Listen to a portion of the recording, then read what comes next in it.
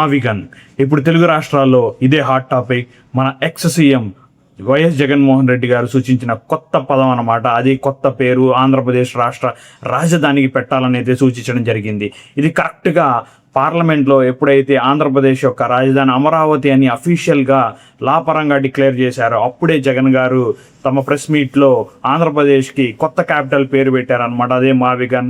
అదేంటంటే మచిలీపట్నం, విజయవాడ, గుంటూరు ఈ మూడింటిని కలిపి ఒక పెద్ద రాజధానిగా సృష్టించాలి అండ్ 110 కిలోమీటర్ల రాజధాని అయితే ఉండాలని చెప్పేసి ఆంధ్రప్రదేశ్కి జగన్ గారు అయితే చెప్పడం జరిగింది. ఇదే ఇప్పుడు హాట్ టాపిక్గా మారింది. అసలు మావిగన్ ఈ 110 కిలోమీటర్ల రాజధాని అనేది అసలు సాధ్యమా? చరిత్రలో ఎప్పుడు ఇటువంటి పెద్ద రాజధాని ఉందా లేదా అని ప్రతి ఒక్కరు మాట్లాడుకుంటున్నారనమాట. జగన్ గారు చెప్పిన దాని ప్రకారం కేవలం అమరావతినే కాకుండా మిగిలిన ఊళ్ళను కూడా డెవలప్ చేయాలి, వాటన్నింటినీ కూడా రాజధానిగా ప్రకటించాలని చెప్పడం జరిగింది. దానిలో భాగంగానే కొత్త పదాన్ని, కొత్త పేరుని అయితే సృష్టించారనమాట. అదే మావిగన్ అనమాట.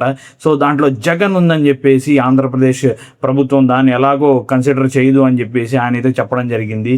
బట్ ఇది ప్రాక్టికల్గా సాధ్యమా అంటే సాధ్యపడకపోవచ్చు అని చెప్పొచ్చు. ఎందుకంటే మీకు ఎక్కడైనా రాజధాని అనేది అంత పెద్దగా ఉండదు.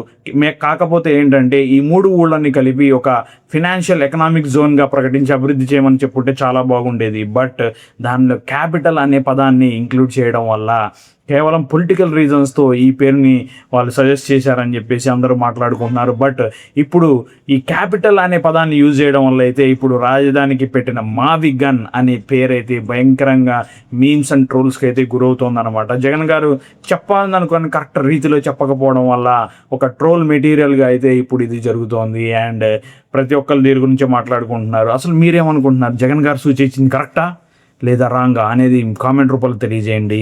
మరిన్ని వీడియోల కోసం మన ఛానల్ సబ్స్క్రైబ్ చేసుకోండి. Thank you so much. Good bye.